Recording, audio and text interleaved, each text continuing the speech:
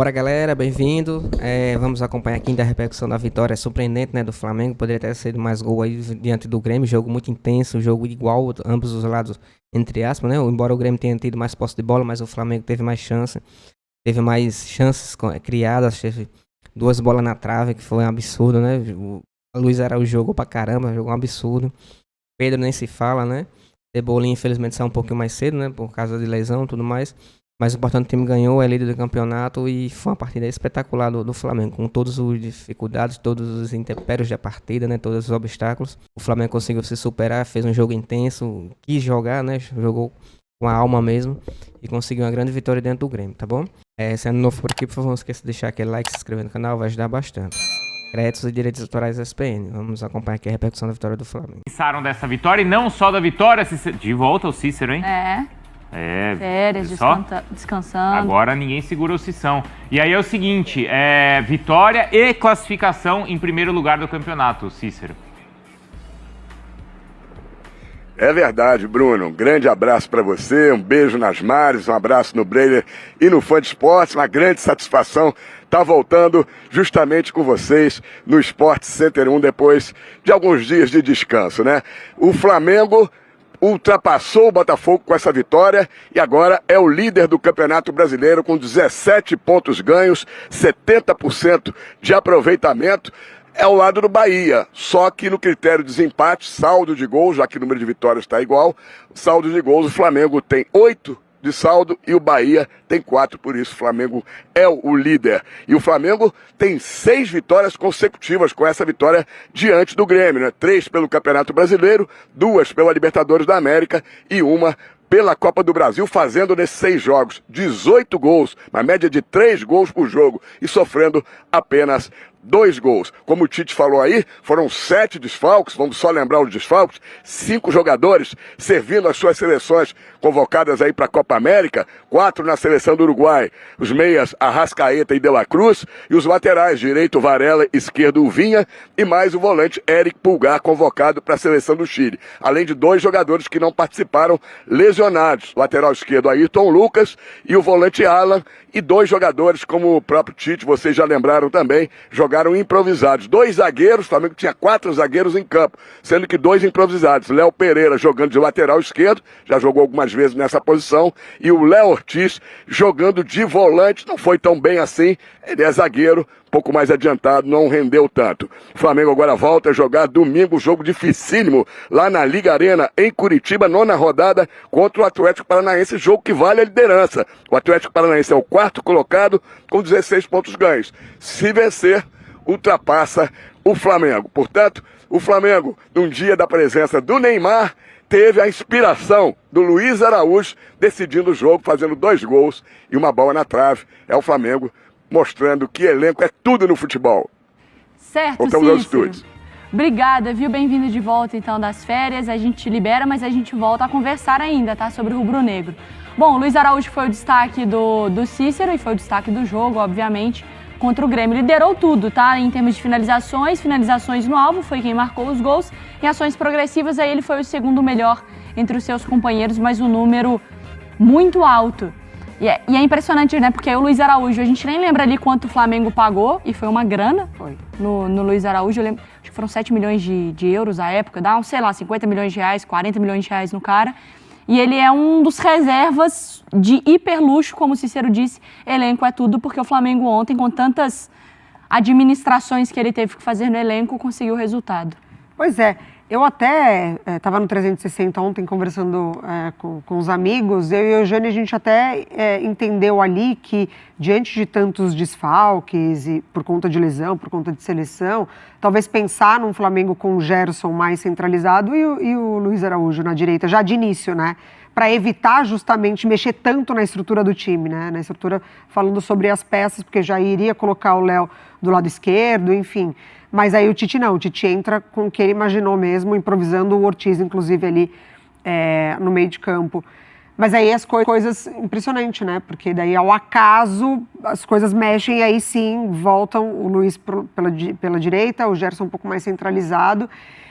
E tem muita qualidade, né? Tem. Na finalização, ele já tinha algumas partidas em que o Flamengo, numa rotação abaixo, ele entra e ele dá um outro ritmo para o jogo.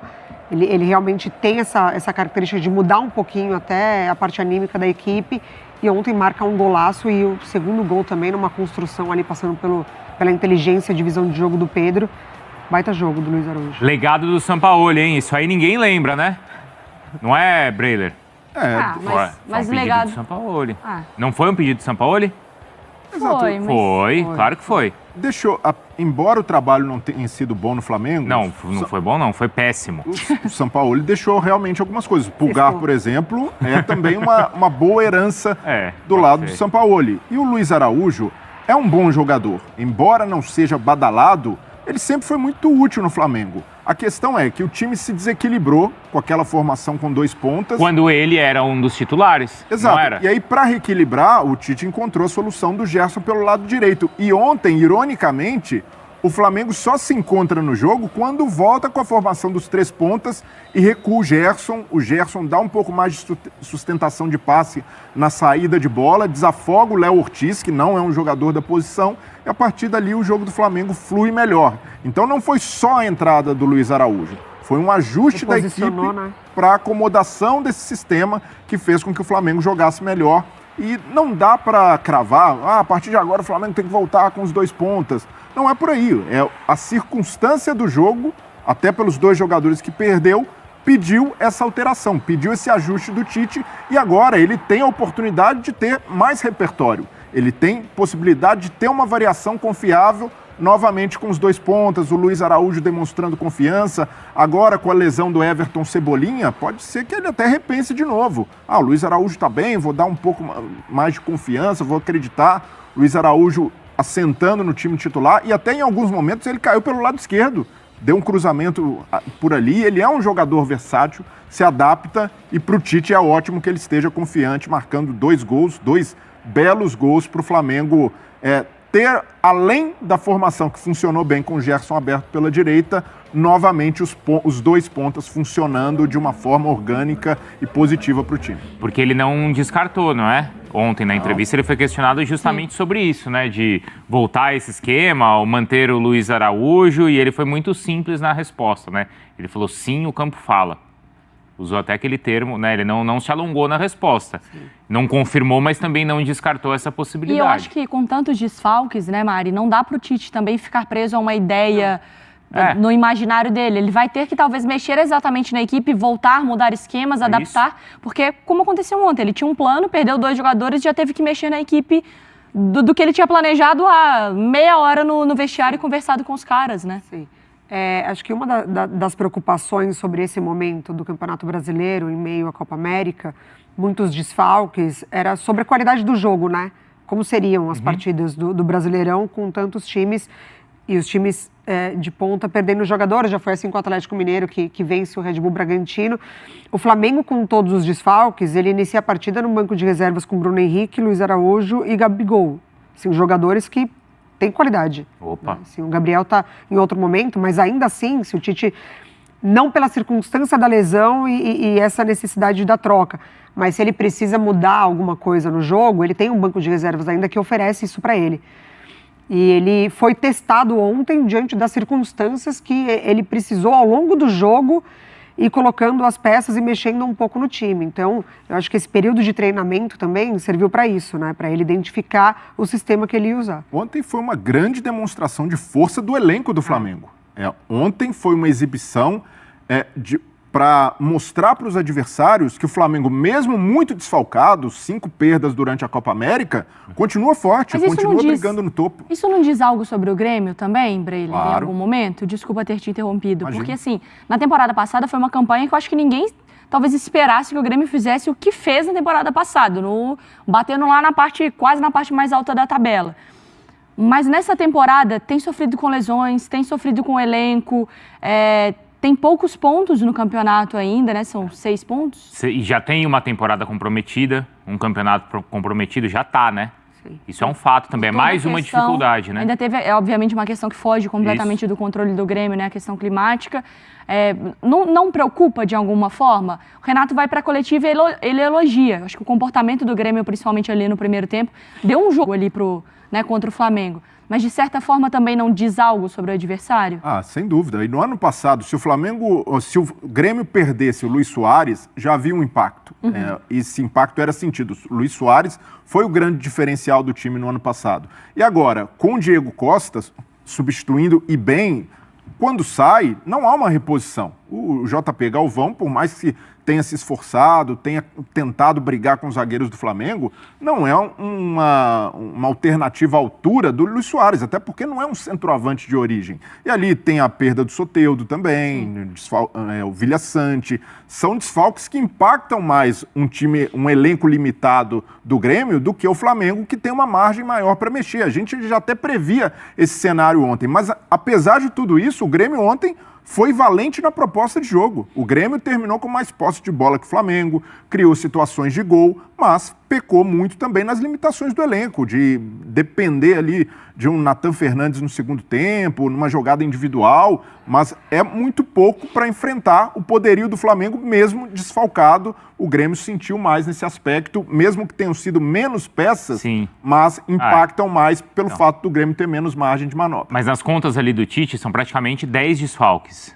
Né? E claro, o Flamengo tem razão em reclamar e o rubro-negro tem razão em ficar preocupado, porque por um terço, quase um terço do campeonato, dependendo de como as seleções vão avançar na Copa América. Ele No pode caso do ficar Uruguai. sem esses...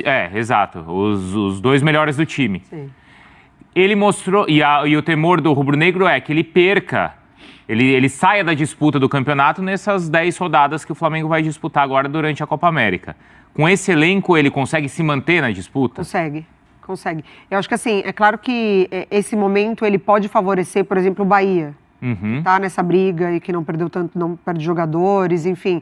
Esses Até o times... Botafogo, né? Sim, O Botafogo exato, também se mantém, né, ali inteiro, né? Exatamente. Então, é claro que esse momento ele pode favorecer outras equipes, mas o Flamengo mostrou ontem que ele tem essa capacidade. Primeiro que ele inicia a temporada já investindo muito, já era sabido, né, que ia acontecer esse momento.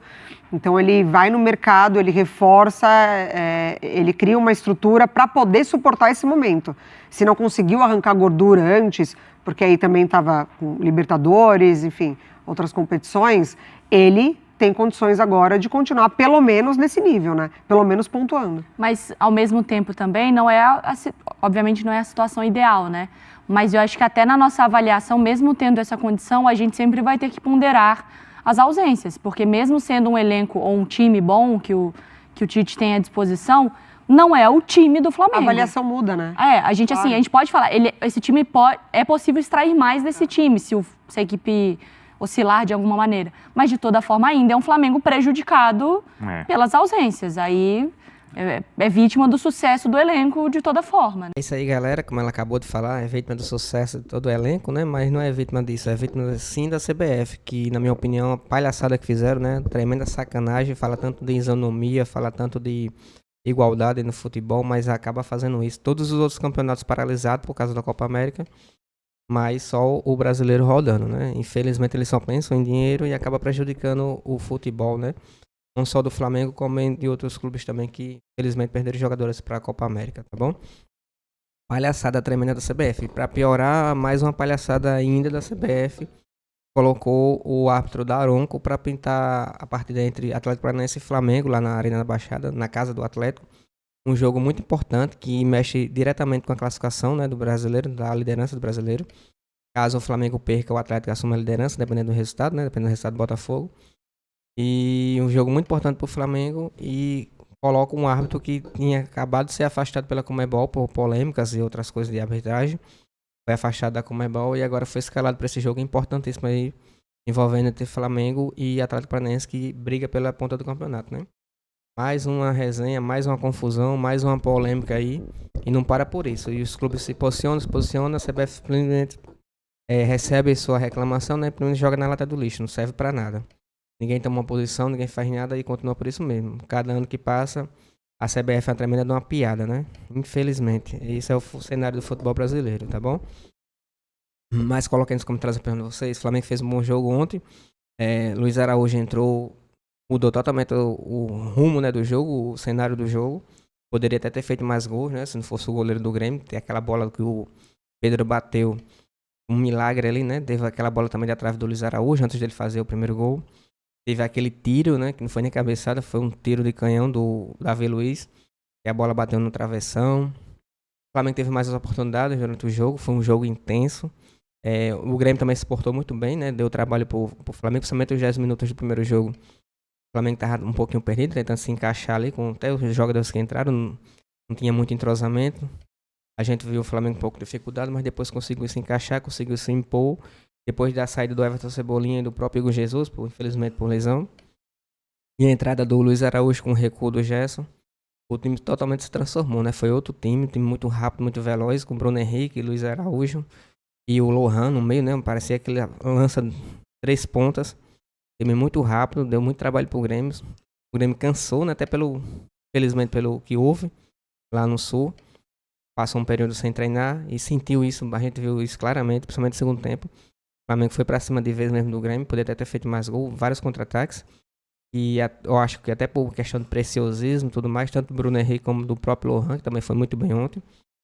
E acabou perdendo um pouco a bola, poderia ter passado, né? Acabou sendo um pouco individualista e isso acabou prejudicando um pouco o contra-ataque. Mas, independente desse, time jogou muito bem, os jogadores se comportaram muito bem dentro de campo, tá bom?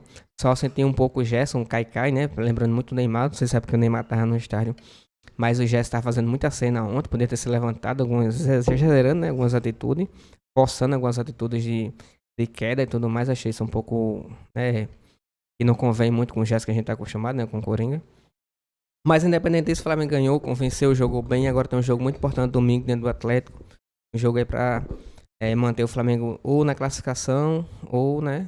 A gente sabe aí o que a gente espera que seja um resultado positivo.